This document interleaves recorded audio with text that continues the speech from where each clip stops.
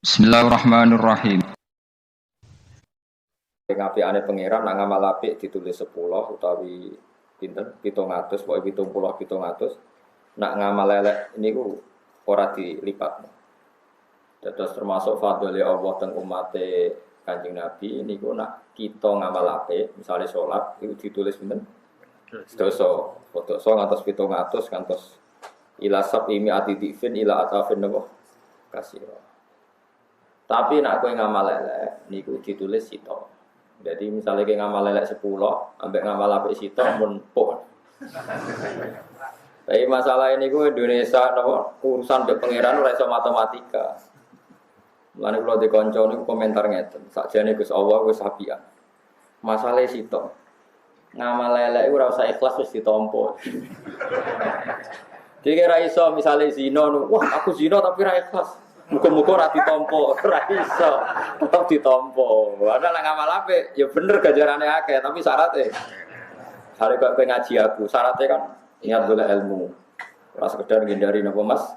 Kadang kan niati mlaku-mlaku timbang nganggur ora ngaji, kadang kan iki. Repot. Jadi ya bener ngamal apik iku ditulis tipe-tipe, tapi ana syaratnya. Misalnya jelas kok ikhlas. Misalnya ikhlas ora sempurna ya lomane sing sempurna.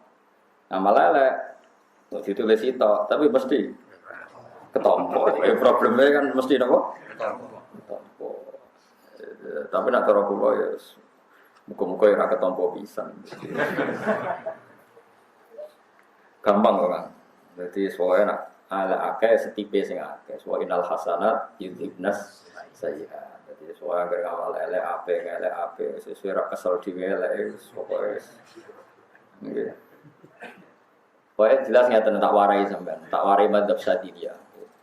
Sampean anut yo kena, ora anut yo kena. Nek ora anut kebangetan ora gitu. Cara madzhab Abdul Hasan Asy-Syadzili, wong ora oleh ngilingi elek. Sing wis kejadian yo khusus, anggap ae takdir. Sale sampean di masa lalu sing elek, sale opo wis anggap ae lali wis takdir. Terus wong kon eling api tok. Iku ngono tenan.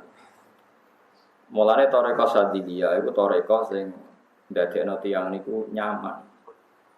Lane rata-rata tiyang alim niku selain melok thariqah Naqsyabandiyah niku thariqah napa? Syadziliyah. Ngaten misale. Iki rumono tenan iki, kula terangno secara rasional sih. Kula sing jelas gak ada dalil iki.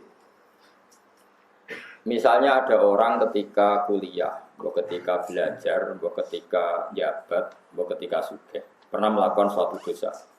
Taruh saja dosanya itu kelas berat. Kemudian dia tobat, ya entah zaman belajar, entah zaman kaya, entah zaman di kesempatan. Maksiat itu kan sebabnya macam-macam. Kemudian dia tobat. Yang seperti itu taruh saja di Indonesia itu orang 1 juta. Cuma lagi berapa? 1 juta. Gara-gara dia tobat, kemudian jadi pengurus masjid atau mubalek atau ikut ormas tertentu yang menyuarakan kebaikan. Itu nak cara ulama-ulama sufi, sebaiknya dia itu lupa dosanya.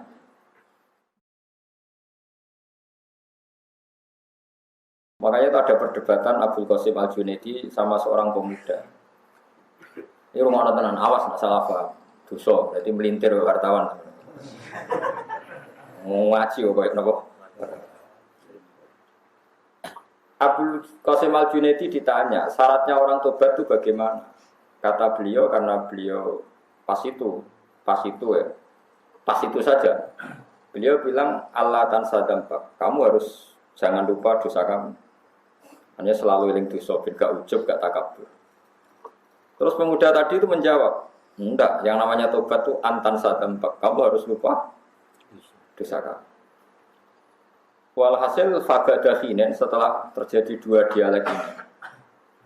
Setelah terjadi dua dialek ini ternyata Abdul Qasim Al-Junaidi kemudian menyimpulkan setelah saya pikir-pikir yang benar pemuda tadi bahwa syaratnya tobat itu melupakan apa? Dosa.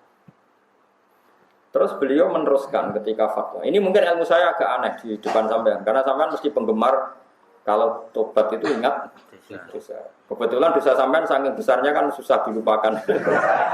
Jadi kan angel kali ini. Mergo kegeden no. Jadi keton-keton terus. Wis keton-keton kadang kepengen meneh, jadi malah angin lali gitu. Wis jujur ae biasa pangeran Ghafurur Rahim tenang ngono iki nerangno ilmu. Setelah pemuda tadi mire ya, jauh itu fabak dakhinin ini. Abdul Qasim berkesimpulan setelah saya kenangan ternyata benar pemuda tadi. Fa inna zikrul jafa fi halis sofa jafa. Kalau aja apal lagi ya. Fa inna zikrul jafa fi halis sofa jafa. Karena mengingat sesuatu yang keruh di saat Allah sudah membersihkan kamu adalah bentuk kekeruan yang lain. Ya, bentuk kekeruan. Ya. Jadi misalnya ini contoh gampang ya. Saya punya orang tua. Di rumah nabi saya punya orang tua. Kemudian orang tua saya tadi ngasih saya makan, ngasih saya tempat, ngasih saya uang jajan. Selama ini bertahun-tahun reputasi beliau ya begitu. Suatu saat saya 3 hari gak dikasih makan, gak dikasih uang jajan, terus dibentak-bentak. Terus kemudian pulih lagi, jadi baik lagi, normal lagi. Ketika normal lagi itu terus kamu nginget-nginget peristiwa 3 hari yang dibentak-bentak, yang tidak dikasih makan. Itu buruk sekali. Karena berarti kamu mengingat-ingat sisi nopo buruk. Padahal puluhan tahun baik-baik saja. Nah artinya begini. Semua yang terjadi di alam raya ini kersane Allah. Allah ngersakno kowe tahu salah. Ya iku ya kersane Allah. Allah ngersakno kowe tahu maksiat ya kersane Allah.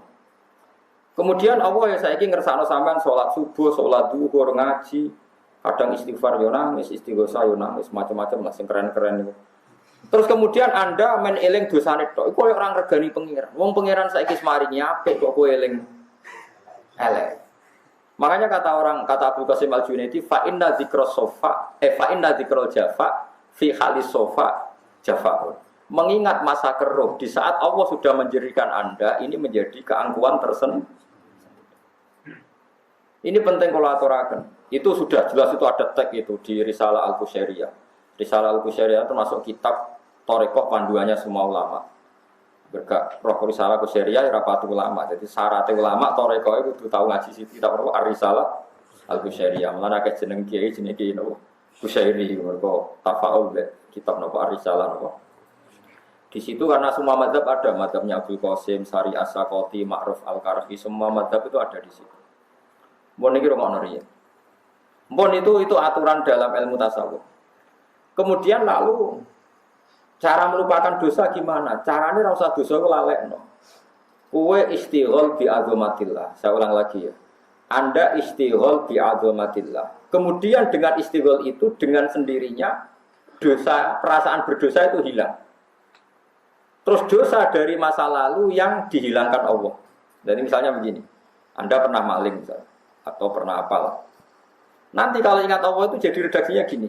Alhamdulillah alladzi salamani minazina. Alhamdulillah alladzi salamani minas sariqah. Alhamdulillah alladzi salamani minal liwat dan seterusnya.